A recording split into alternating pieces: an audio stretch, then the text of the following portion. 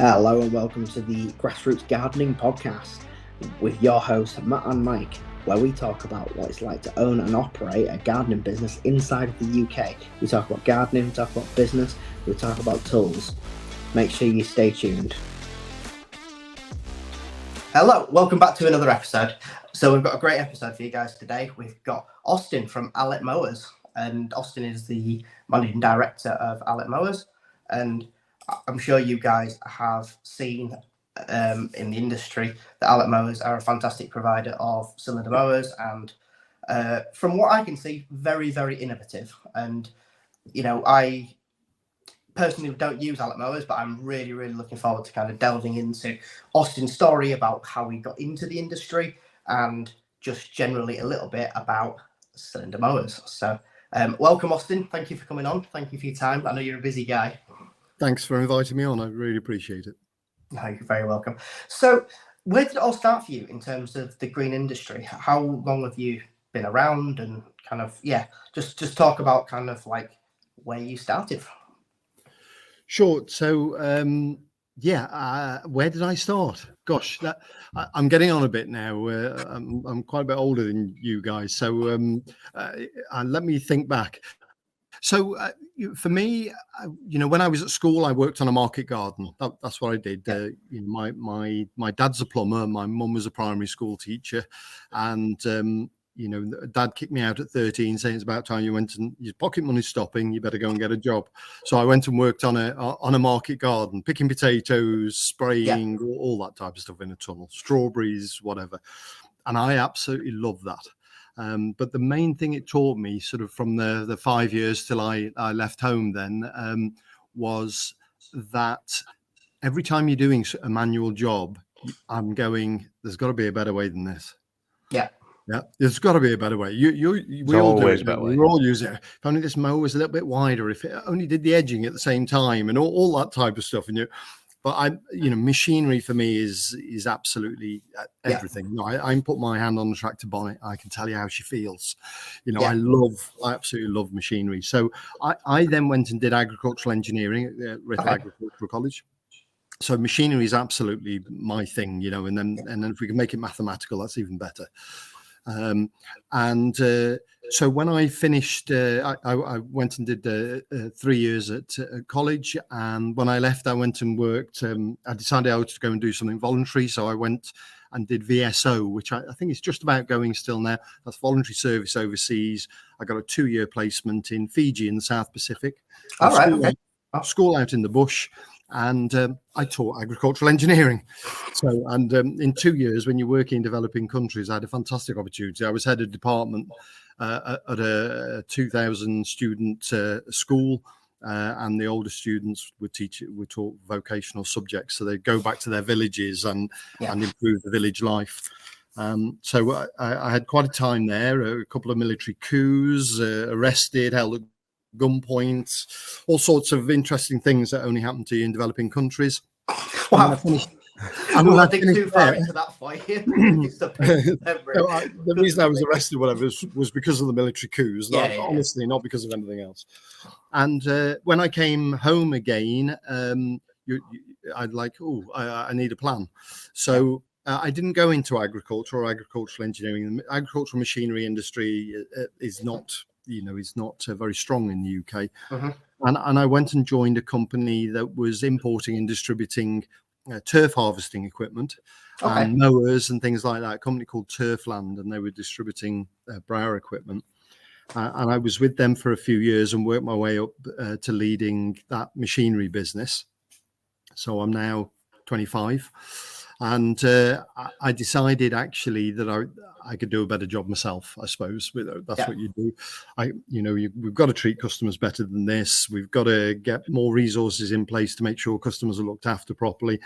So I actually started by importing some products from Canada. And that's how I got going. Literally, my ex-wife and I sold up our houses. We put all the money into the business, which I think at that time was this is in 1990. And we put all our money into the business, moved in with my mum and dad at their farmhouse, where I got a bit of a yard that I could operate from. And just me on my own, we started importing, distributing machinery. I did a bit of contracting on golf courses with the machines I was importing, made my demonstration stock work a little bit harder. And before I knew where I was actually improving the products, then went, actually, I may as well build this myself now because it's more improvement than it was original product. And so I rented an industrial unit and got a welder, a guillotine, and started cutting steel, painting all night, welding all day, and started to take some people on. And so that was primarily aimed at golf course equipment. Yeah. So I imported and distributed some machines, started manufacturing more machines, and basically built that up over time. We had a few lucky breaks. I met Ian Waddington from Multicore, who was importing an Australian coring machine. Yeah. John Deere bought him out, or rather bought the manufacturer out, and he was left with no products.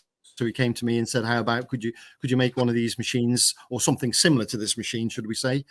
And we said yes, and that was 5 weeks before Windsor show, the Saltex show. Yeah. And in 5 weeks we had them a range of 3 machines on their stand ready to go, and that product was really successful. That's amazing. They sold hundreds of them all over the world. And so, we had a few looking at a lot of the products we built. Everyone told us, if only you could do this, it would be absolutely amazing. So you build the product and ta-da, there it does exactly what you say. Oh, that's a lot of money, isn't it? And yeah, very nice. Well done. Well, are you going to buy one now? Well, I didn't say I was going to buy one. I said it would be a nice idea if we can have a machine just like this. So, you make a lot of mistakes along the way. Yeah. And you think, well, actually, what I need to do is listen to my customers more carefully than that.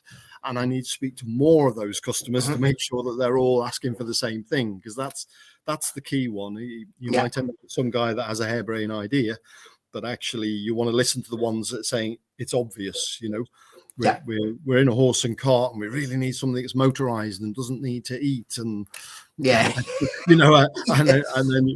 although Henry Ford would disagree with me, that isn't what the customers were asking for at the time. They were asking for the faster horse, right? But actually, it's about listening to customers, and I think that is exactly the same for any business.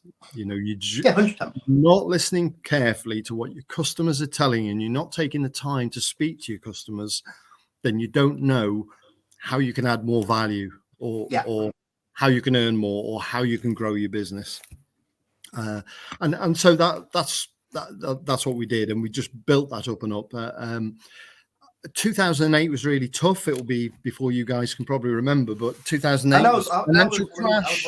I was working. And all golf courses went from being, you'll have to wait until somebody dies before you can join, to free 6 months membership, because all their members just dropped out. And I was also selling a whole range of turf production equipment as well, big harvesting machines, £200,000 a time. And that's a building material. My customers were producing it, and building stopped overnight. So fortunately, a couple of years before that, 2007, I bought Allett Mowers. Yeah. It was a business that was stumbling along a little bit. I think it was doing about £1 million worth of sales. They hadn't really made any profit for several years. And but they got some really good base products, and they got some really good following. So we'd taken that product range on and absorbed that into the business. My original business was called Turf Mech. We absorbed Allett Mowers in, but a couple of years after that, we then bought all the assets, all the machinery, the tooling, the design rights to all the Atco product range, which included Suffolk Punch. Names these are Suffolk Punch, and also Qualcast. And the idea of that was the mowers was going really well, but it was only professional products. And we said, actually, let's make a wider range of cylinder mowers. And I sold off all the designs for all my other golf course products that I was making. And we just focused, as of 2012, we just focused on cylinder mowers. We changed the name of the company to Allett, and which I own the rights to and everything. And so all we've done since then is just relentlessly try and get higher quality product, reach a wider audience around the world. And as you say, the innovation for me is the big thing. I'm a lawnmower manufacturer in the UK. The average factory worker today in an engineering works in China earns less than $6,000 a year. And the factories are for nothing. The Chinese government will give you all the money you want to build a factory if you can fill it. And so it's really difficult to compete against the Chinese. 100%, we all buy Chinese stuff, right? Yeah. But one of the advantages you have when you were clearing leaves today is you're not going to have to compete against a Chinaman that's going to come in and do it for half the price. No, 100%. When you're a machinery manufacturer, that's a different matter. Yeah, you've got to add something. If you're trying to compete at the budget end of the market, trying to sell the benefit of having a UK-based manufacturing versus Chinese, you're going to really struggle. You've got to offer something quite significantly different. And yeah, I believe that you do. So it's... and how do you do that? That is always the thing for me, is how do you innovate in your business? And it doesn't matter what you do. If you think there's no innovation available in your business, then you're wrong, because somebody else is going to be innovating in your business. So are you going to do it first? Are you going to take a few wrong turns? Because you always do when you're innovating. And for me, the big thing was cylinder mowers. They use so much less power than a rotary mower. So they're really easy to drive. You don't need a big engine on. And also, if you turn the engine off, they're really, really quiet. So to drive them by electric, for me, was just an absolute no-brainer. And that is my part of the relentless move forward with the business and the relentless innovation in the business has all been about driving these mowers electrically. I mean, we saw the is it the Sterling that uses the Ego system? We saw that at Soltex last year when it was I think it was unveiled at like 2 p.m. or something. That was actually really quite staggering, really, to be honest, because obviously Ego had released a couple of different products. Like they released the separate engine that you could one day put onto something else, and a couple of other bits. But yeah, to have that option, and I know there's quite a few more options now that they've got. But yeah, that was very much the first. And to see it on a UK brand when they're an American-based company was also quite, It was nice. It was nice to see, to be honest. And I think for me, it was the fact that it looked cool. And I know that sounds really silly, but like I've got an image of like my granddad using a cylinder mower. He had an old Qualcast, and he was like, it kind of looked like something from like the Norman Wisdom films. Like they always do. They're not really. But that actually looks like something you'd like want to own, and the design looks really good. And that's really nice of you to say. And I've got some fantastic design engineers work in the business, and that probably leads onto at some stage the people in your business. But we've got some really fantastic people in the business, and you're right. You've got to make it so that it looks like a cylinder mower. It's absolutely a cylinder mower, but how does it look so much more special? Because I have to be honest that the majority of people that buy our machines for their homeowners or even for work, it's men, and the decision makers are generally over 50 years old. And you need to have something that still looks purposeful, but at the same time looks modern. But it still has the heritage look, the red cylinder. You just can't move away from having a red cylinder, because that's what cylinder mowers have, right? So really nice of you for you to say that, and that is absolutely what our market research says. And our market research is quite simply, what do you think of this? What do you like? Oh, it looks lovely. What do you like about it? And then you can try and pick out the essence of what it is, because styling is really important. And if you're buying a British-made product, I need to have styling in it, because it's part of the value proposition. And if you go onto YouTube or TikTok, you see guys at the moment, I think they're all putting their Sterling to bed, and I mean, they're literally taking it in the garage, putting a blanket over it and lying down next to it. I've seen some of the social media stuff with like the guy taking it out. Taking it to bed with him. It's hilarious. It's hilarious, some of that stuff. But do you know what? It's a big purchase compared to what you could have, a cheap rotary home mower that plugs into the wall. So it's an expensive purchase, and you do have to have it as a hobby.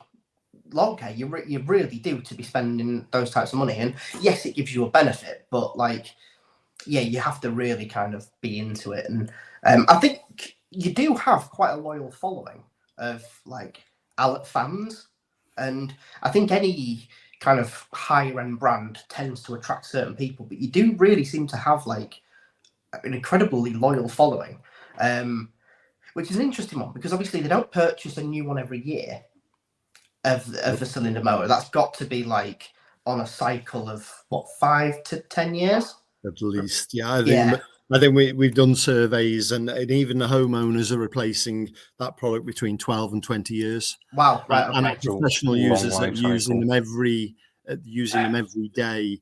It's 14 to 16 years. I mean, there are outliers, people that keep them going for 25 years, and people that replace them earlier. But yeah, for 14, 16 years, I think, on our professional products. So it's really, you're dead right. You know, these guys aren't really coming back very regularly to replace their mower, and if they're homeowner especially. Yeah, I guess it's interesting. I guess the fans, so they're promoting you and they're giving you, they're giving you free PR, and there's nothing better than a personal recommendation of somebody that's used it. But they're not repeat customers, which is really over a short-term period. I guess I guess the battery might add an extra, like that might shorten the time down a little bit, because 1, 2, 3, 4 seasons go past of seeing these batteries, and it might just kind of encourage a bit of a newer market. Because you've got your own range of batteries as well, haven't you? As on top of the. Not yet, not unless you've been in my R&D shop. We are using. Sorry, I thought I saw it on the website. Sorry. No. So we're using Ego battery on the premium homeowner products, and then we're using Greenworks and Kramer batteries. Okay, right. On the more sort of they're not, I call them budget. They're not budget. They're still very expensive mowers, but also 82 volt systems on our professional products as well. Right. So we really love this interchangeable battery idea, because the batteries are such an important, an expensive part of it. Mm-hmm. And I can try and justify it saying, well, yeah, you're never going to buy petrol ever again, but actually that's still quite a difficult justification. But if I can take that battery out and use it in my blower, my edger, my hedge cutter, then really the price of the battery doesn't get attached to the mower so much as it does to all the other equipment as well. Yeah, 100%. And I'm a big Ego user, and pretty much everything but the mowers. That's just a cost thing. I use Hater because I think they roll perfectly for a rotary mower. I think they're brilliant. And shopping wise, I'm very, very limited, because I have this stack of Ego batteries that I'm just not going to start investing in something else that doesn't use that thing, because I've spent loads. I've spent, and I will continue to invest and, buy extra ones. And I'm very much, a limited shopper now. I'm in the market for it. So it'd have to, I guess if it was a petrol one, that might be slightly different, because obviously it's not battery dependent, but it's always kind of nice to add to your collection as well. Sounds a bit daft. Absolutely. It's in us all, that collection, isn't it? We see photographs of our guys, they got all the cartridges, the interchangeable cartridges, all neatly stacked on the wall with all their other Ego equipment as well, all neatly lined up. And of course, these battery guys are really clever, because you now might wear out the equipment, but you've already got battery. So now you're going to have to buy another piece of equipment. And if the battery goes, well, you've already got the equipment, so you've got to buy another battery. So it's going to be ever so difficult to break out of that Ego loop that you have now. Happened to me last Monday. Yeah, my long reach hedge trimmer body broke, just out of warranty. I had 10 days worth of solid hedge cutting on conifers. I went straight out, bought another body without even thinking about it, because it fits and it works, and we got the job done. And I didn't even think about it, which it's kind of a shame. I couldn't get to go shopping, but do you know what? Like, work's work, and we got the job done. Absolutely. What's your thoughts on robotic mowers? in terms of because obviously I don't know of a cylinder mower that's robotic. I don't think there's one out there. Not yet. Is that something? Is that a market you're paying attention to, or is that seen as like a separate someone else's thing? I think robotics is really appropriate for grass cutting. What is the best way to get a best lawn? What's the easiest way to get a best lawn? And that's just mow it more regularly, right? The more regularly you mow it, the better the lawn is. All the other stuff, really, mow it more regularly and you'll get a better lawn. Yeah. So the robotic going out every day, is absolutely that life, that you get a healthy lawn and everything else. And okay, so if I want to get into the finer points of the Allett system and thatch and everything else, but if you just want a nice lawn, then robotics are really, really appropriate. Yeah. If you also hate mowing the lawn, then it's even better, right? Yeah. So I got involved with robotic mowers. I was importing and distributing a really big robotic mower for professional users. Yeah. It's the basic model is still available. But I think the biggest thing is that they're trying to make the robotic mowers really cheap. Mm-hmm. And the motors aren't big enough, and then the circuit boards aren't big enough. And actually, I don't know anybody that can keep one of those mowers going for more than 2 years. Yeah. I don't know anybody that keeps them going for more than two years. And your listeners might put me right on that. And I think if you're really going to get anywhere with that, to make it actually cheaper to mow with robotic mowers, they need to be double the price, and 4 times as strong. And that for me, within engineering, when you're looking at value engineering, that is quite doable. But that won't be done in China because they're constantly trying to beat the next manufacturer. Yeah. And China will only try and beat them by being cheaper. And for me, that's not really the route forward. I think cylinder mowing could work well. The steering of a cylinder mower, especially with the rear roller, becomes a bit more complex. But we are able now to drive and steer a mower with a remote control, just a wire going to it. So really, next stage would be to do something along those lines. It's a very strange industry that kind of, because obviously it's people that they want a nice lawn, but they don't really want to do it. They don't want to pay somebody for it. For me, it's a really strange mindset. But they are becoming more popular. We are seeing them. Mike, you've got a customer with one. I don't know if you heard that episode. He destroyed his jacket because he'd left it on the floor. And you've got but that's a really large size. That's a large property, Yeah. But not large enough for like a ride on because it's like complicated. But it's a really interesting market that's kind of growing, and everybody seems to be getting involved in it as well. Like every year, there seems to be one more manufacturer kind of joining the party. There's 100 manufacturers in China all making robotic mowers, and they're not even all here yet. But it hasn't been. I haven't got the latest stats off the top of my head with the robotic mowers.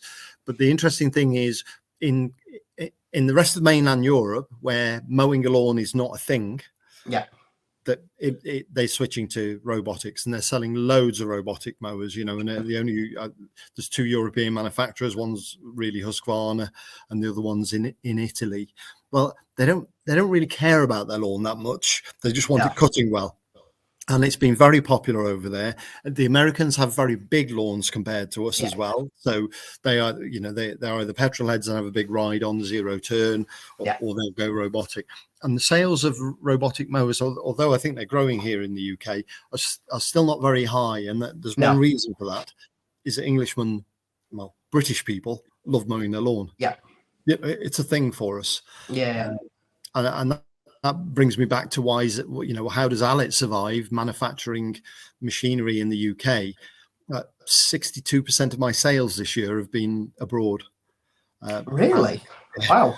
And the Union Jack on that machine is the biggest sales feature, because a striped lawn in the rest of the world is known as an English lawn. Yeah. That is a quintessentially English thing. So, we know what we're doing. We must know what we're doing because we're Englishmen building lawnmowers, and we can have 1 hour podcast just talking about lawnmowers. We're into it, right? Yeah. So, in terms of your split in terms of, because obviously you've got, I guess, quite a lot of commercial customers, and I'm sure that like you could reel off a list of like stadiums and bits and pieces that use your stuff.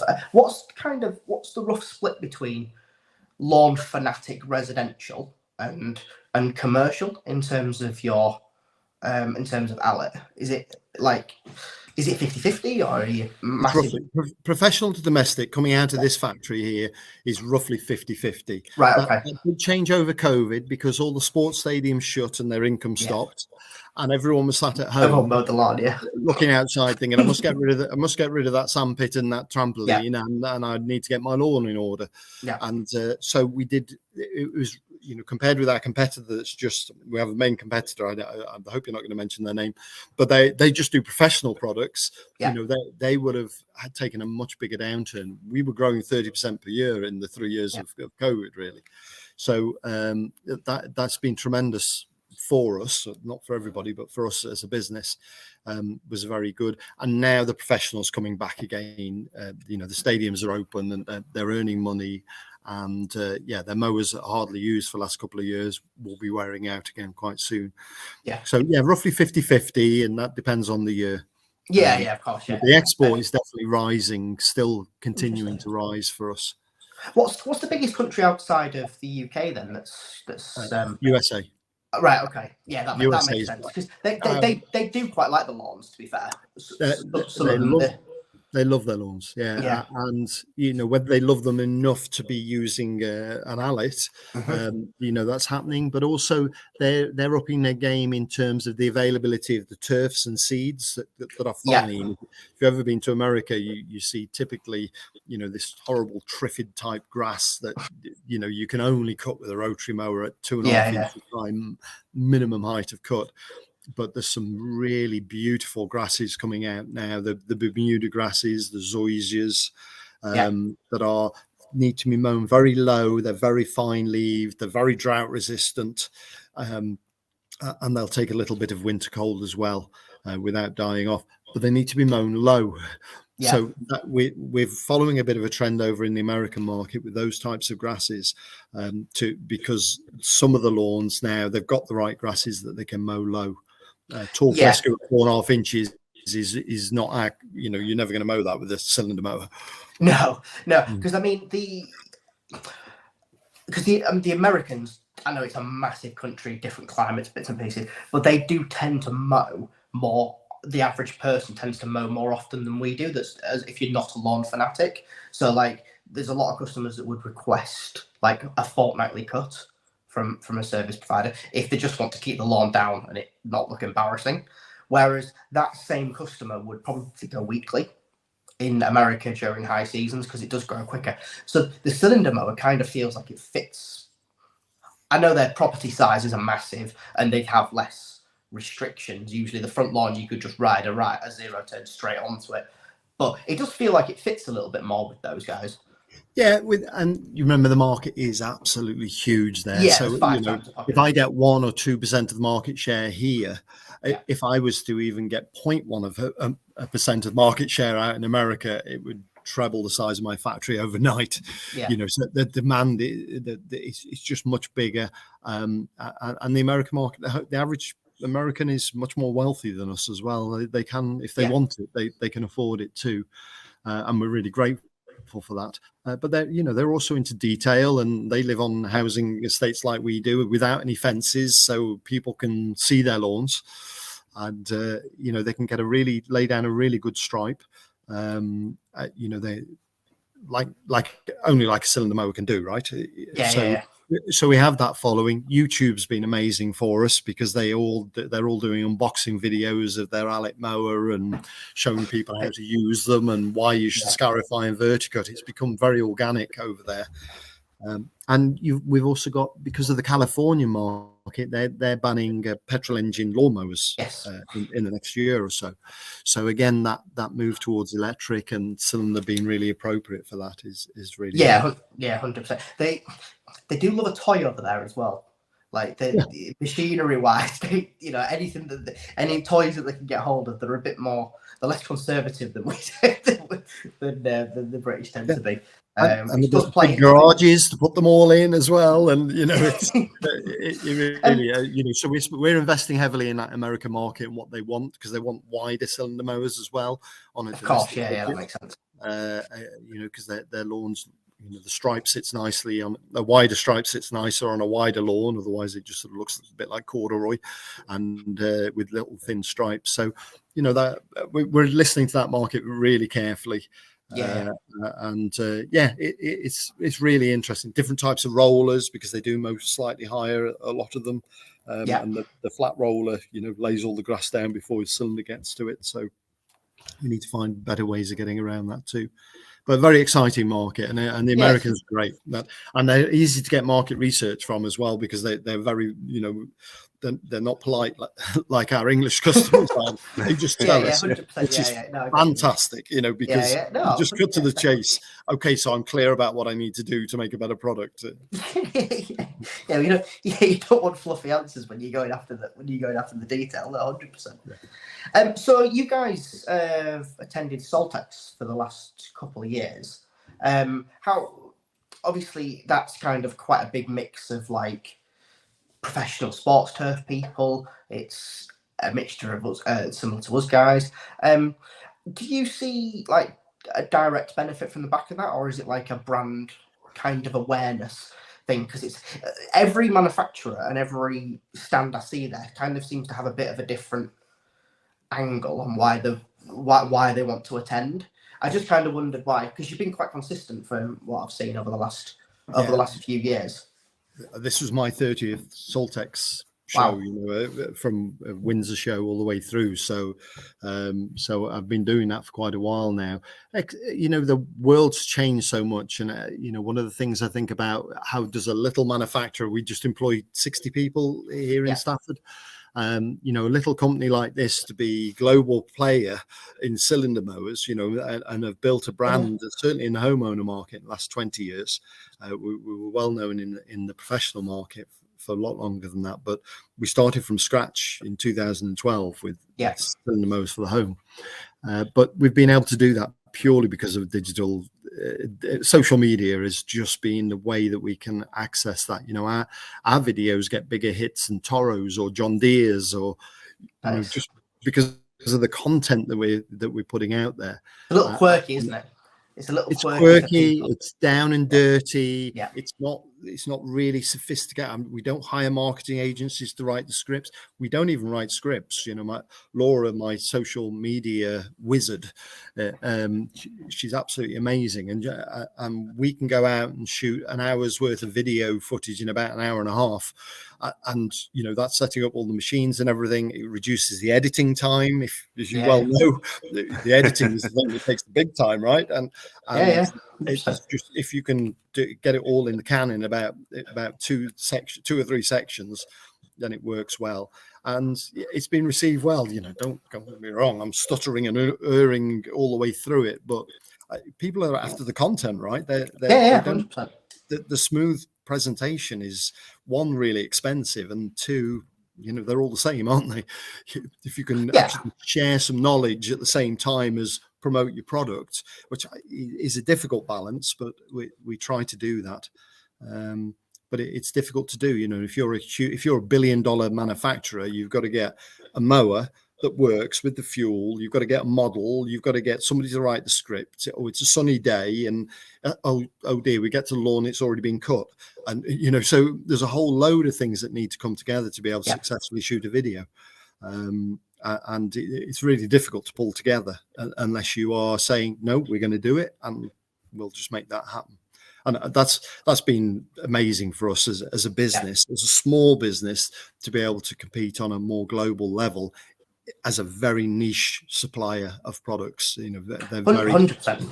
I mean, social media, it levels the playing field in terms of advertisement, because Allett's YouTube channel has just as much potential as Toro or John Deere, as you mentioned, and these these are much bigger brands in terms of sales and numbers. But you can be there just with a couple of good ideas and, you know, a couple of things that just, well, rides the algorithm, to be honest. You know, if you can get that thing that just keeps the retention, yeah, you're laughing. I mean, you know, I've got a very small YouTube channel, and like a couple of the videos are just that I didn't think were particularly great. Just they kept the audience's attention all the way through, and they got a few thousand views. And then like some of that I thought was great just bombed. And it's a really interesting little world, but it levels the playing field for me. And yeah, absolutely. And you can also get really instant feedback of what's interesting to your customers as well. You know, and I think, you know, our most popular videos, the biggest hits are how to get a dog pee patch recovered. Yeah.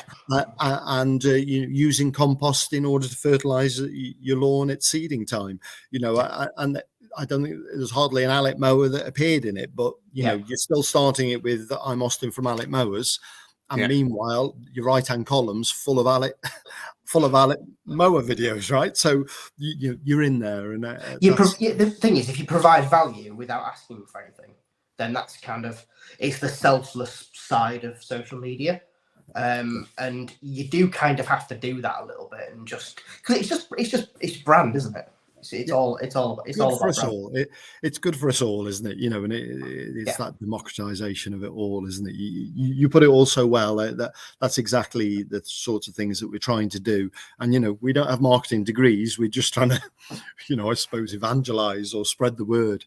We reckon that every 50-year-old man has a little seed inside him wanting to have a striped lawn. You know, all we've got to do is find a little way of watering that seed so that it enables them to do it. And when they see how simple it is, you know, you know what makes a striped lawn, but a lot of people, you know, it's the first question they ask is how do you actually make stripes on a lawn? You know, well, here's the learning. Get ready for it. It's dead easy.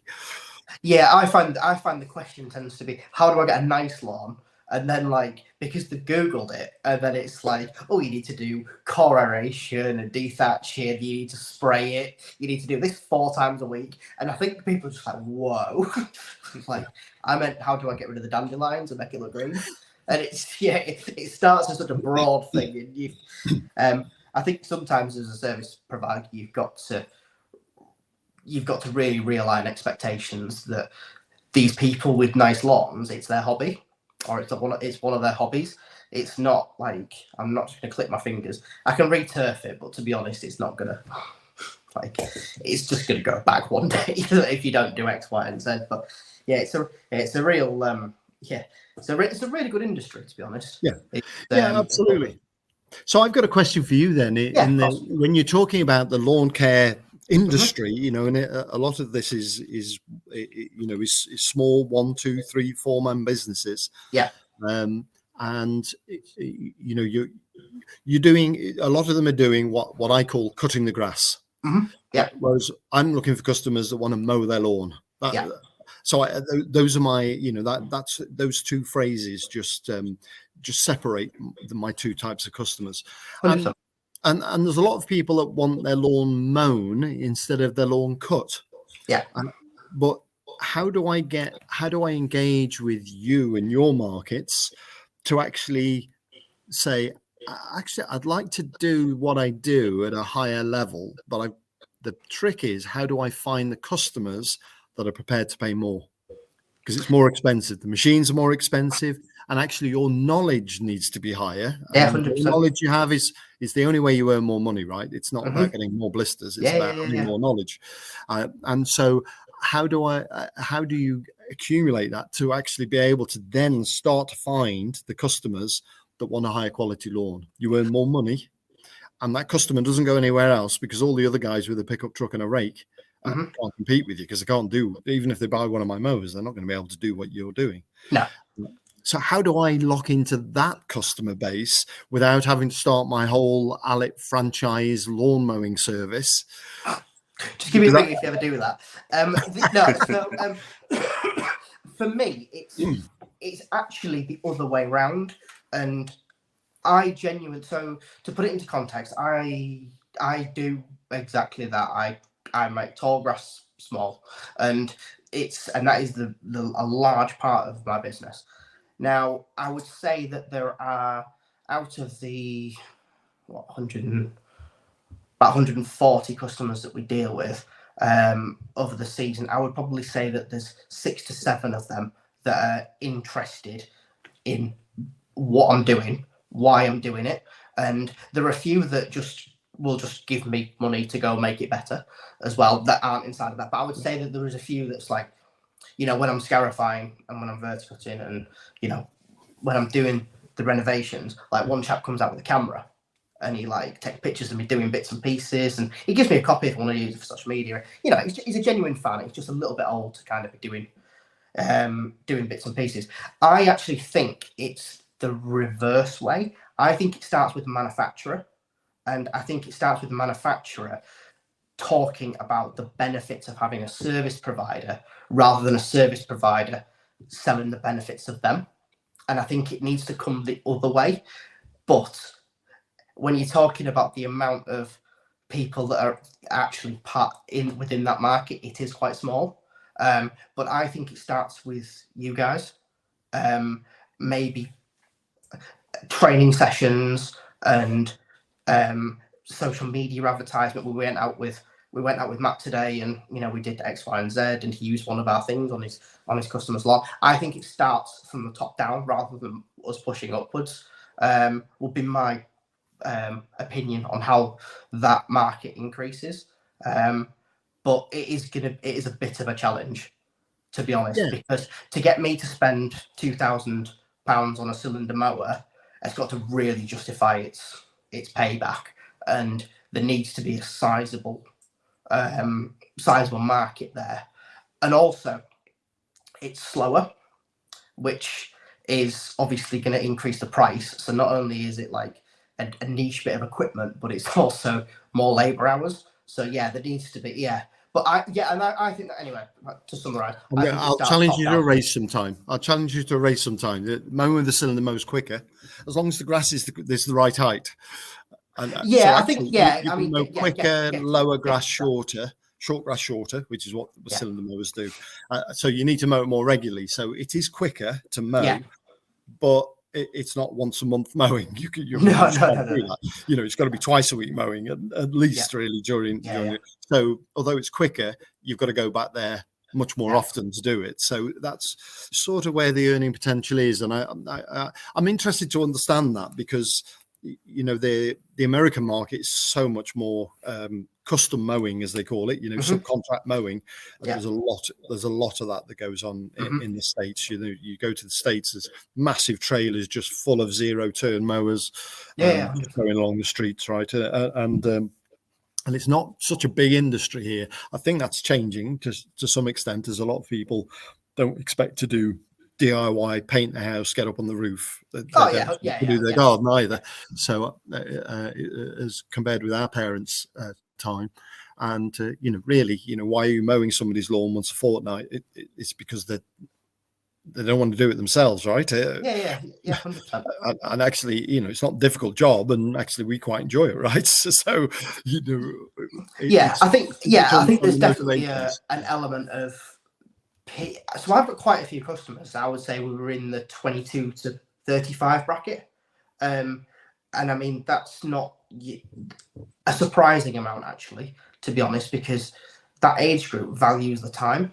And I think when it becomes part of 10 jobs, if you can find a reasonable, what you deem as a reasonable cost to outsource that, you will do. And I think that age group's really good at it. And the older age groups naturally, kind of for health reasons, for time reasons, for wealth reasons, they'll get it. But the younger people really do value the time. And I think as a service it'll grow, and I think it'll keep growing.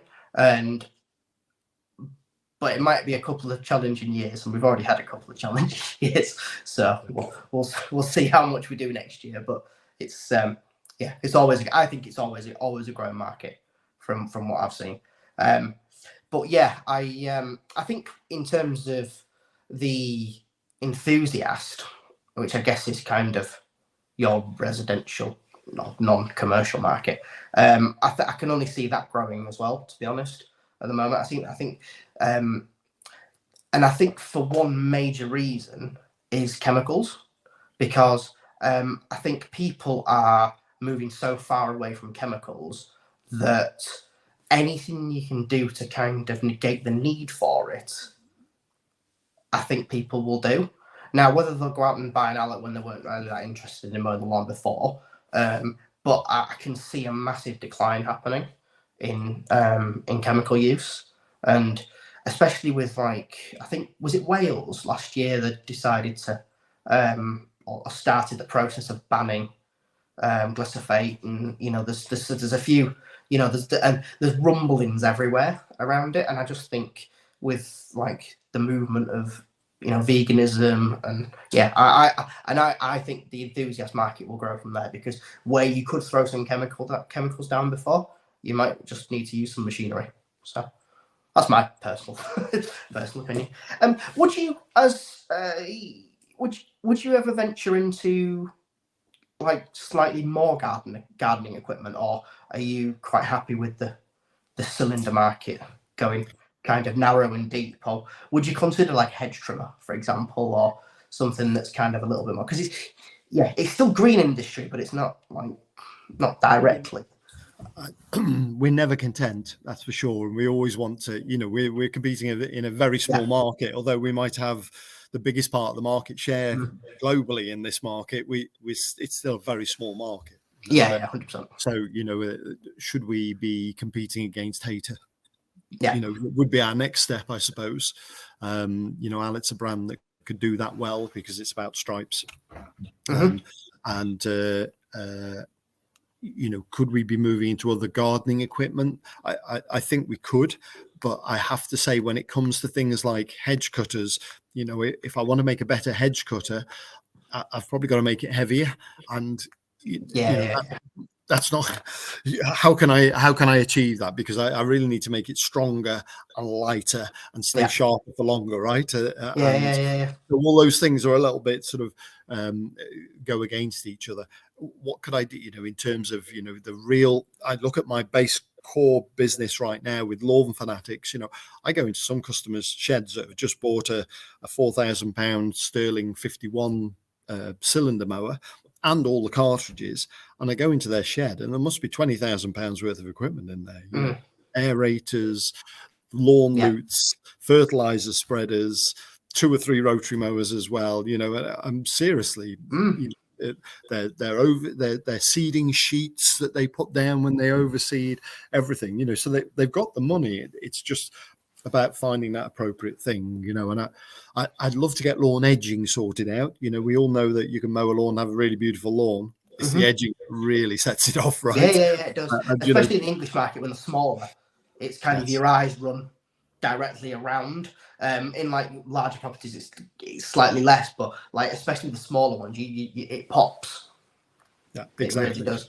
And we're working on a lawn edging project right now for a customer of ours that lawn edges about 250,000 miles a year. Does lawn edging 250,000 miles a year, and so they're looking. They're wanting to go electric. There's nothing really robust that does it accurately. So we are looking at little projects like that. Those are more commercial type projects, but it still will end up being a price that actually a Lawn Fanatic with drop off edges that are very time consuming. Actually, if you just whip around once a week and it took you 10 minutes, it would always look fantastic, and you'd always keep the edges true. So there are different things I think that we can do in the professional market. Obviously, there's a lot we can do development wise for that. Going robot in a stadium. For instance, there are a couple of robot mowers being made at the moment, big stadium ones, but they're tech navigation guys that have decided to apply it to lawn mowing and know nothing about lawn mowing or groundsmanship. So it's not something that, it went up and down, did all the stripes, but we've got all the tire marks left there, and where it's turned around is now bare. And we're saying, actually, guys, you're going to have to step aside, and you're going to have to apply the navigation to the mower that we design to go around that, because we understand the lawn mowing and what the groundsmen really want. but you talk to a groundsman still, and he will still say, walking behind a lawnmower is the only way that I can check every square meter of grass. Yeah, that's fair. You know, if I have a robot, I'm still gonna have to walk over every square meter of grass. But I'm not going to do it as well when I just randomly walk around a 2-acre football pitch. Cool. Well, have you got any questions for us before we wrap?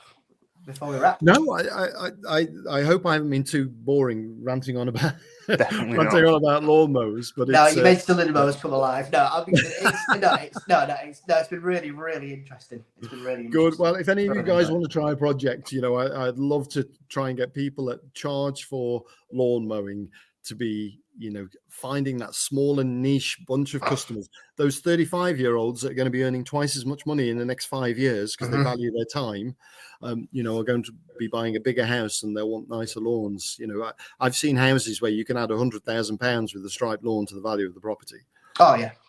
It's as simple as that. Why would they? It's the majority of people's biggest asset is the house, and protecting that, increasing that, and getting the value that you need from it is massive. And I think that's going back to the States, I think that's very much an American thing in terms of like protecting your biggest asset. But I can see it happening, especially with house prices continually going up. It's what was maybe somebody's second house on the ladder might now be their forever home, as everybody says. But yeah, interesting. Yeah.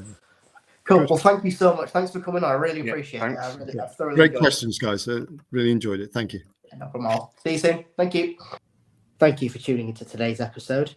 If you would like to share your grassroots story, then please be sure to email us at thegrassrootspodcast@gmail.com, and we'll be sure to get back to you and hopefully get you a scheduled slot. We'd love to hear your story.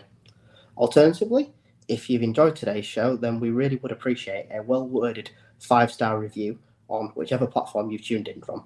Thank you very much. Catch you in the next one.